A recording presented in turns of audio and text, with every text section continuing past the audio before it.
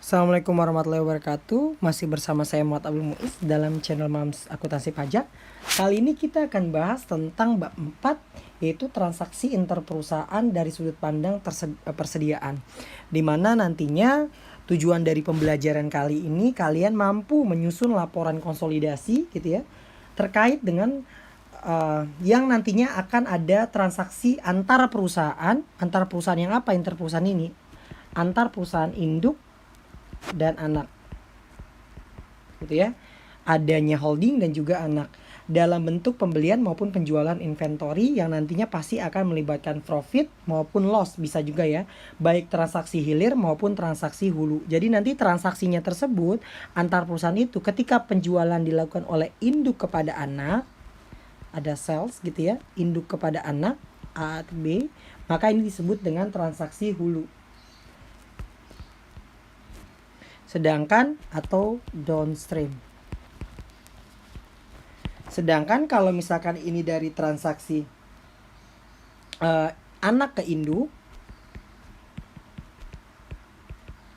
maka dikatakan transaksi hilir, yaitu upstream. Nah, kita contohkan ya. Yang pertama, misalkan contoh transaksi downstream dulu ya, dengan kepemilikan 100%. Berarti contoh di sini ada A menjual kepada B inventorinya misalkan sebesar 100 dengan COGS-nya misalkan 90.000. Nah, bagaimana kita mencatat jurnal eliminasi dan jurnal yang diperlukan ya? Nah, kita awali dulu deh terjadinya penjualan dan pembelian yang dilakukan oleh B kepada A atau A kepada B. Kalau penjualannya maka kita mencatat seperti ini kan. Ini transaksi dulu yang awal ya, yang timbul ya. Di A dan B. Si A berarti kan dia beli dulu kan inventorinya. Berarti di sini ada inventory, asumsi pada pembayaran cash 90.000. Di B nggak berpengaruh ya, karena memang belum ada terjadinya pembelian dilakukan oleh B. Terus yang kedua, si A menjual, berarti di sini ada cash pada sales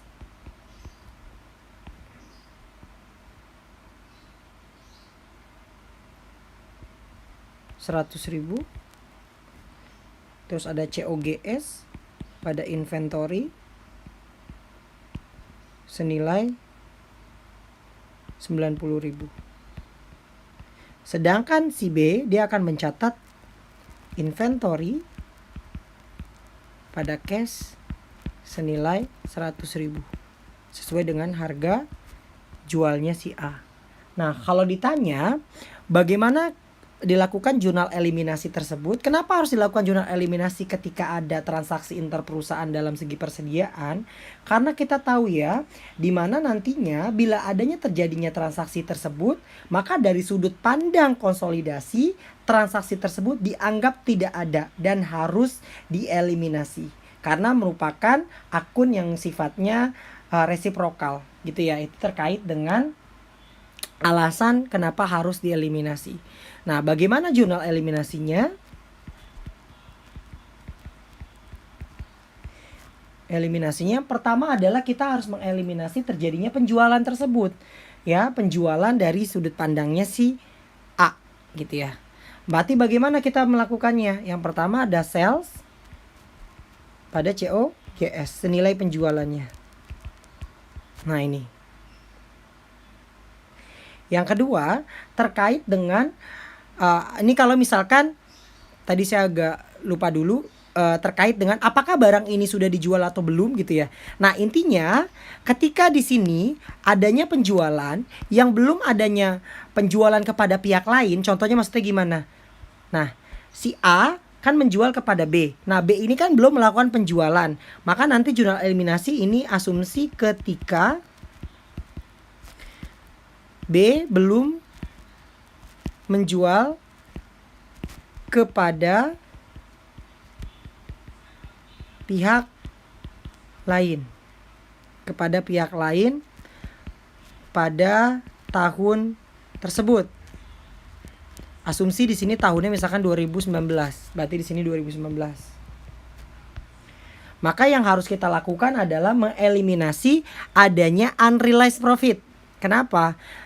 Ya karena barang tersebut belum terjadinya penjualan kepada pihak lain. Bagaimana kita mencari unrealized profit? Yaitu selisih dari inventory yang diakui sama si B dikurangi dengan inventory yang keluar dari A. Berarti di sini 100 dikurangi 90, maka akan muncul 10.000 yang disebut dengan unrealized profit. Nah ini akan muncul ya. Nah ini kita akan eliminasi. Jumlahnya adalah jurnalnya adalah COGS pada inventory.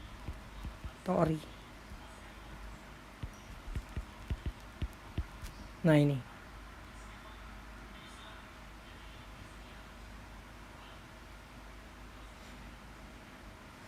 Ini terkait dengan asumsi kalau misalkan dia belum menjual kepada pihak lain. Nah bagaimana kalau dia udah menjual kepada pihak lain? Ya berarti kalau udah menjual kepada pihak lain, dia akan muncul hanya sales pada COGS-nya saja. Ya, yang ini nggak muncul. Nah nih, yang kedua, ini jurnal eliminasi ketika misalkan ya, ketika di tahun 2019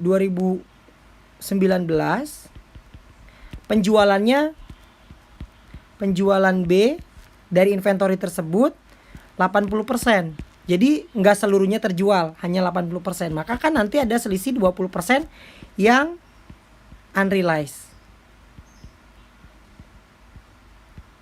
Ya kan, unrealized-nya. Yang belum boleh diakui. Berarti berapa? 20% dikali dengan total unrealized-nya. Berarti totalnya adalah di sini kan 10. Berarti 2000. Berarti bagaimana kita melakukan jurnalnya ketika tahun 2019 penjualannya hanya 80% yang dilakukan sama si B. Maka jurnalnya nanti yaitu yang ini tetap sama sales pada COGS, terus ada nanti di sini COGS pada inventory. Yang ini tetap 100. Nah, yang ini 2. Kalau mau digabung bisa ya, di sini nanti ada sales, ada COGS,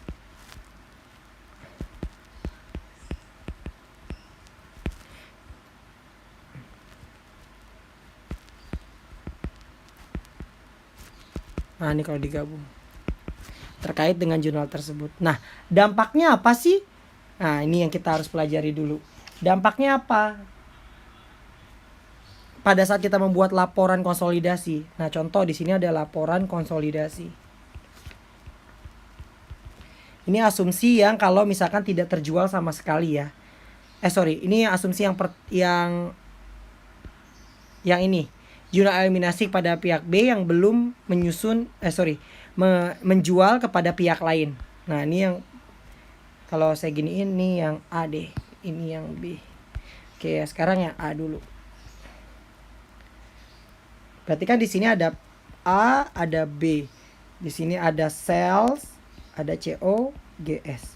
Di sini nanti ada sales tadi 100.000, COGS 90.000. B kan belum menjual maka nggak ada. Ya, maka nanti kalau kita lihat di sini jurnal yang harus kita lakukan eliminasi tadi kan ini.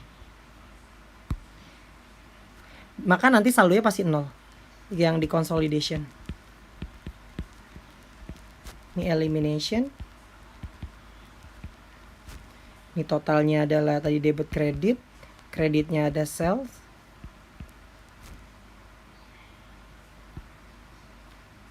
Ya, 100.000.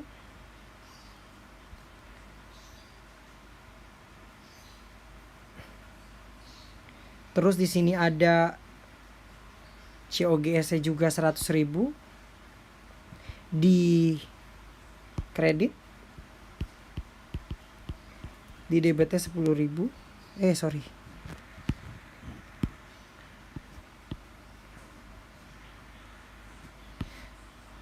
Salesnya di debit 100.000, ini 100.000 dan 10.000.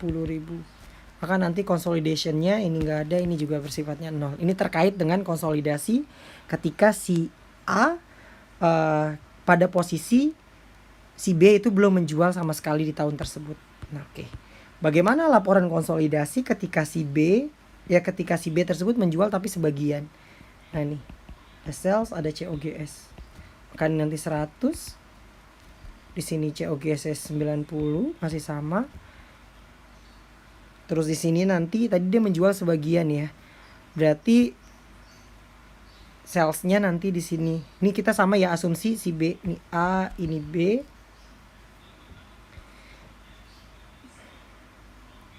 Eliminasi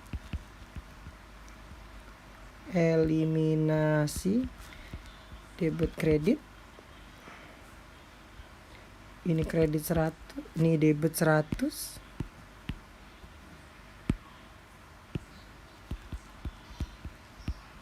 Nah gitu kan. Ini 100 cul 2000. Maka eliminasinya ini 0. Ini nanti akan muncul COGS-nya berjumlah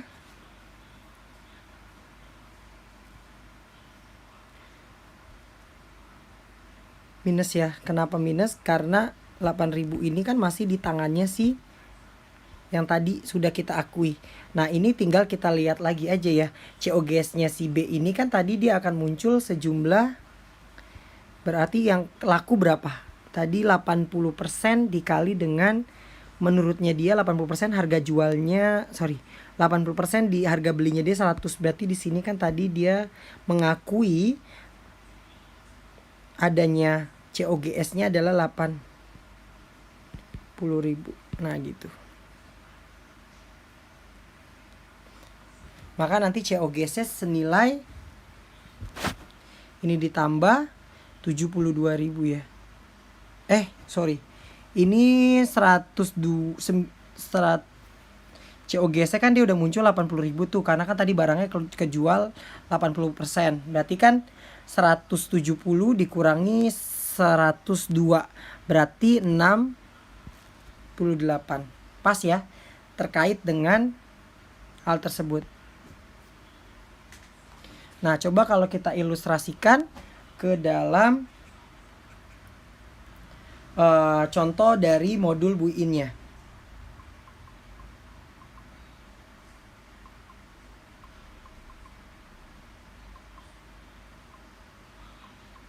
Bentar, saya buka dulu.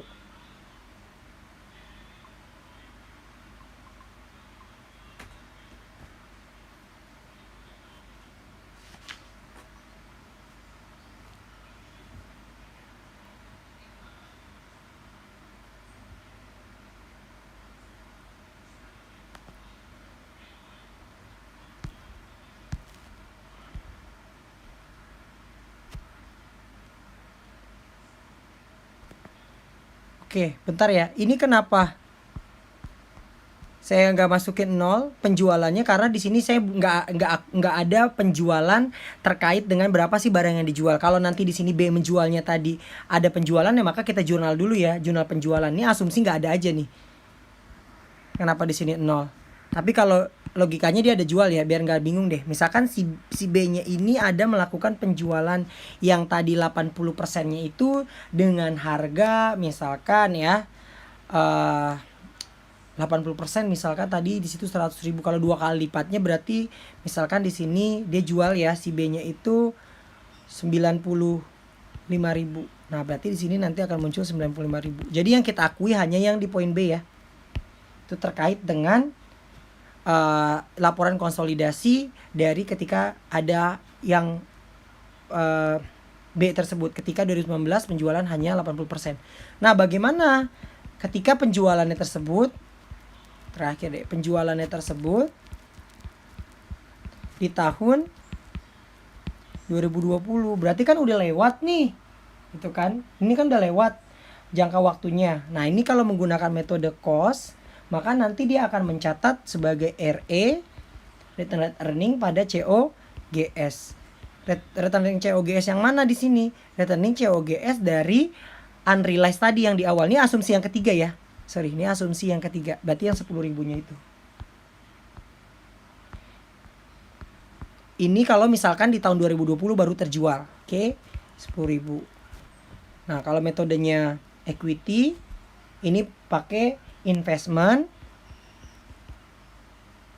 pada COGS 10.000. Gitu. Ini terkait dengan kalau misalkan tadi si B baru menjual di tahun depannya, gitu ya. Karena kan sudah tutup buku gitu ya. Maka yang ininya kan udah ditutup buku nih. Berarti kan kita nggak bisa munculkan terlebih dahulu lagi. Maka nantinya kita harus jurnalnya adalah tadi RE pada COGS dan investment in S pada COGS kalau menggunakan metode equity. Nah, coba kita ilustrasikan di modulnya Bu Iin.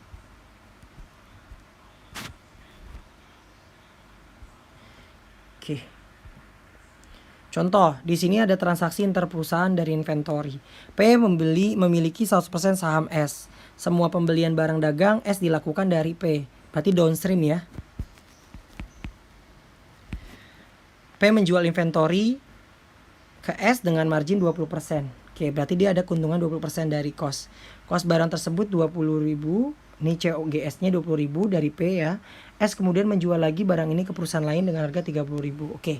Yang pertama adalah kita mengakui tadi ya inventory pada account payable, ini pembelian si P kepada pihak lain. Yang kedua di sini ada penjualan si P kepada S. Berarti ada account receivable, ada sales, ada COGS dan inventory. 24.000 dan 20.000. Ini 20.000 diambil dari COGS yang sudah diketahui dari soal ya. Terus bagaimana ketika si S ini mencatatnya? Ya, si S nanti akan mencatat pembelian dulu dari si P. Berarti nanti inventory pada account payable. Berarti 24.000. Terus di sini tadi dijual kepada pihak lain diketahui 30.000. Berarti seluruhnya dijual ya ini ya. 30.000. Maka nanti dia akan catat account receivable pada sales. Asumsi di sini jualnya secara kredit. Terus ada COGS. Ini kita tetap mengakui COGS dari COGS si S ya. Pada saat dia beli pada si P gitu ya. Maka 24.000. Nah, maka nanti jurnal eliminasi adalah ya tadi saya bilang ketika di sini sudah dilakukan penjualan kepada pihak ketiga, maka jurnal eliminasinya hanya mengeliminasi akun sales dan akun COGS. Maka nanti yang hanya diakui hanya akun sales yang dilakukan sama si anak 30.000 dan 24.000. 30.000 dan 20.000 untuk COGS-nya. Itu terkait dengan COGS-nya diakui dari induk, sedangkan sales-nya hanya diakui dari si anak ya. Ketika adanya akun tersebut. Karena kenapa tadi unrealized tersebutlah yang memungkinkan bahwasannya harus dieliminasi. Nah oke, ketika di sini udah ada penjualan, maka sudah boleh diakui untuk sales-nya. Tapi hanya sales-nya si anak. Sedangkan untuk COGS-nya dia menggunakan COGS awal ketika si P membeli kepada pihak lain. Maka jurnalnya seperti ini. Nanti akan diketemu gross profitnya adalah 10.000. Jadi kalau kita bandingkan tadi, sebenarnya si P beli 20.000, si S jual kepada pihak lain 30.000. Maka kan 30.000 dikurang 20.000 hasilnya adalah 10.000. Nah ini kenapa tadinya harus dilakukan eliminasi. Nah terus yang kedua, ini terkait ketika ada profit yang belum terrealisasi. Seperti tadi contoh saya ya. Di sini misalkan P menjual barang kepada S dengan cost 30.000 dengan margin 20%. Kemudian menjual 34, maka di 3/4, maka nanti ada 1/4 yang unrealized ya. Yang belum terjual. Berarti jurnalnya adalah ini sama inventory pada account payable, account receivable sales pada COGS dan inventory. Ini jurnalnya sama ya. COGS pada inventory, account receivable gitu ya. Terus nantinya si S, nah ini harus diperhatikan. Si S karena tadi belinya 36.000, maka kita mencatatnya juga inventory pada account payable 36.000. Terus di sini dia jualnya tadi 35.000 yang barang 34 itu ya. 34 35.000. Oke, berarti COGS-nya berapa? Karena kita tadinya memiliki harga barang dari P kita beli dengan 36, maka 3/4 dikali dengan 36. Hasilnya adalah 27.000. Nah, untuk jurnal eliminasi gimana?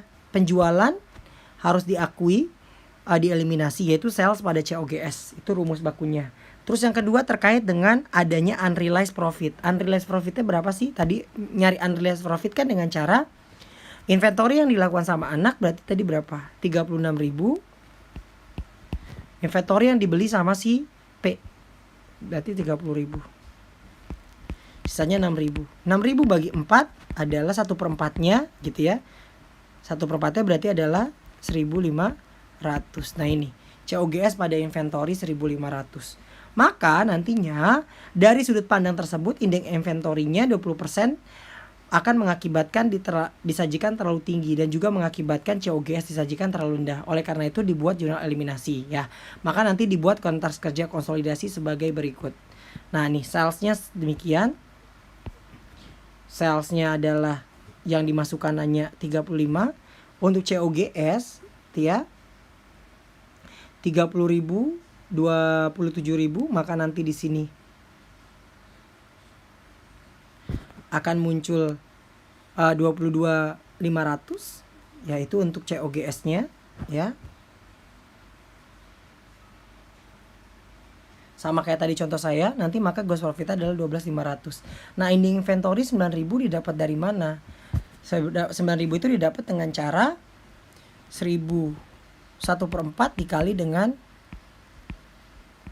36.000 atau 36.000 dikurangi dengan 27.000 yang udah terjual, maka 9.000. Nah, kalau P menggunakan metode ekuitas untuk mencatat investasinya di S, jurnal eliminasi yang dibuat sama. Selain itu, nanti per 31 Desember dalam bukunya sendiri P akan mendebitkan akun income from dan mengkreditkan investment sebesar 1.500 untuk menangguhkan keuntungan atas penjualan inventory yang belum terjual lagi oleh S. Nah, ini terkait dengan eliminasi dari yang 1.500. Tadi kalau ini menggunakan metodenya equity ya.